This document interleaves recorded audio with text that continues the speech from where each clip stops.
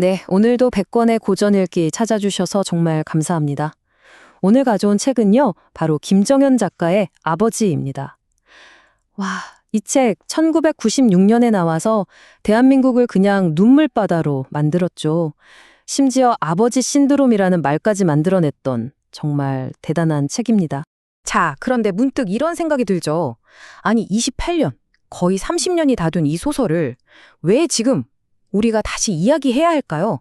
그냥 옛날 베스트셀러 아닌가 싶을 수도 있잖아요.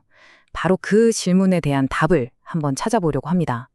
IMF 외환위기 때 300만 명을 울렸던 이 이야기가 지금의 우리에게는 과연 어떤 의미로 다가올지 같이 한번 깊숙이 들어가 보시죠. 이 책이 지금 왜 중요한지 알려면요. 우리 시대에 존재하는 아주 중요한 두 개의 이야기, 그 사이의 빈 공간을 좀 봐야 합니다. 한쪽에는 다들 아시죠? 82년생 김지영. 이 책이 보여주는 딸 세대의 아픔, 그러니까 사회구조가 만들어낸 결과로서의 차별 이야기가 있어요. 그리고 그 반대편에 바로 오늘 다룰 아버지가 담고 있는 아버지 세대의 헌신, 즉 과정으로서의 희생 이야기가 딱 자리 잡고 있죠. 이 두 이야기는 사실 서로 다른 세대, 다른 성별이 느끼는 어떤 소외감을 정말 극명하게 보여준다고 할 수 있습니다. 바로 이 비유가 핵심을 꿰뚫는 것 같아요.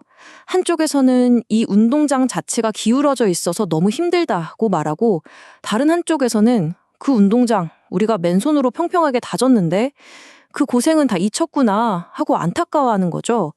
82년생 김지영이 전자의 목소리를 대변한다면 아버지는 바로 후자의 그 쓸쓸한 마음을 담아내고 있습니다. 중요한 건 이 두 아픔 모두 진짜라는 거예요. 그런데 서로를 이해하기보다는 각자 자기 상처만 이야기하는 현실, 이게 우리를 더 힘들게 하는 건 아닐까 싶습니다. 소설 아버지는 바로 이 지점, 이 잊혀진 희생이라는 시대적 감성을 정말 기가 막히게 포착해냈어요. 특히 그때가 언제였습니까?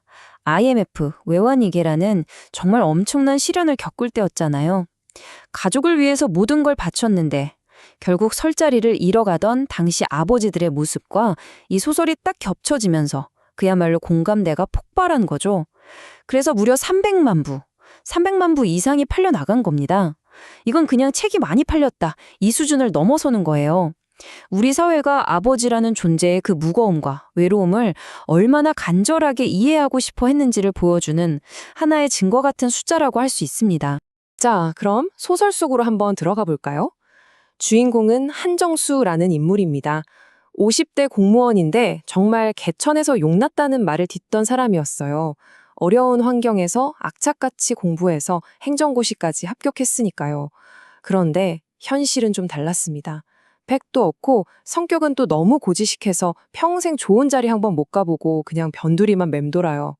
근데 진짜 가슴 아픈 건 직장이 아니라 집에서의 모습입니다. 가족 먹여 살리겠다고 평생 묵묵히 일만 했는데 정신 차려 보니 집에서 완전 외톨이가 되어 있는 거예요. 아내랑은 각방 쓴 지 오래고 서울대 다니는 똑똑한 딸은 술 마시고 들어오는 아버지를 보면서 당신이라고 부르면서 경멸하죠. 아들이랑은 뭐 대화가 끊긴 지가 언젠지도 모르고요. 말 그대로 인생에서 가장 성공해야 할 그 자리에서 가장 외로운 섬이 되어버린 겁니다. 이 소설의 비극은요, 정말 숨막히는 5단계를 따라 흘러갑니다. 첫 번째 단계, 시한부 선고. 친구인 의사에게서 췌장암 말기, 앞으로 살 날이 딱 5개월 남았다는 청천벽력 같은 소리를 듣죠. 두 번째, 깊어지는 오해. 가족들한테 짐이 되기 싫어서 이 사실을 꽁꽁 숨겨요. 그런데 고통이 너무 심하니까 술을 마시게 되고 가족들은 그런 글을 보면서 오해만 더 깊어집니다.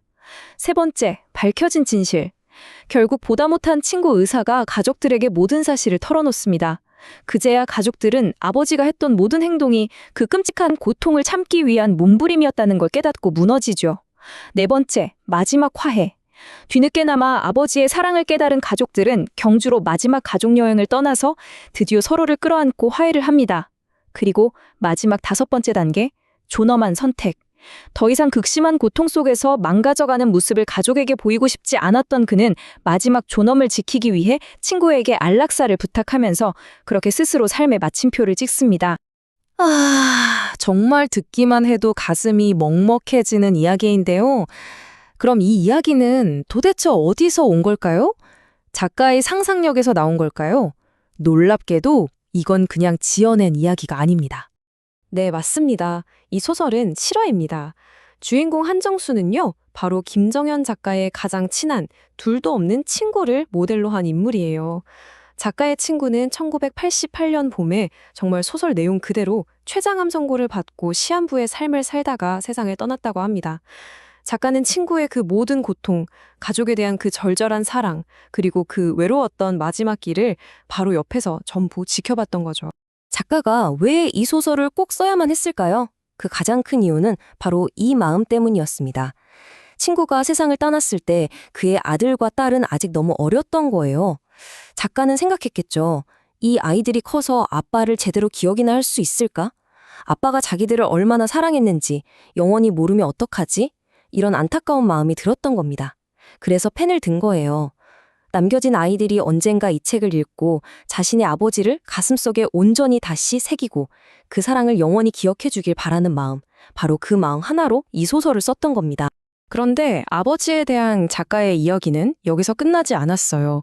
14년이라는 시간이 흐른 2010년에 작가는 아버지의 눈물이라는 후속작을 내놓습니다. 이건 단순히 2편을 썼다는 의미가 아니에요. 아버지의 고통이라는 주제가 시대가 변하면서 어떻게 또 다른 모습으로 나타나는지를 보여주는 아주 중요한 지점이라고 할 수 있습니다.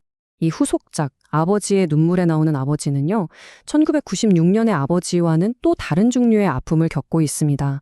산업화 시대의 그 헌신과 희생, 이런 걸 넘어서 이제는 가정에서도 사회에서도 권위를 다 잃어버린 아버지의 모습이에요. 경제 위기 때문에 언제 직장에서 잘릴지 모른다는 불안감에 시달리고 가족과는 대화가 안 돼서 깊은 외로움을 느끼죠. 근데 여기서 끝이 아니에요.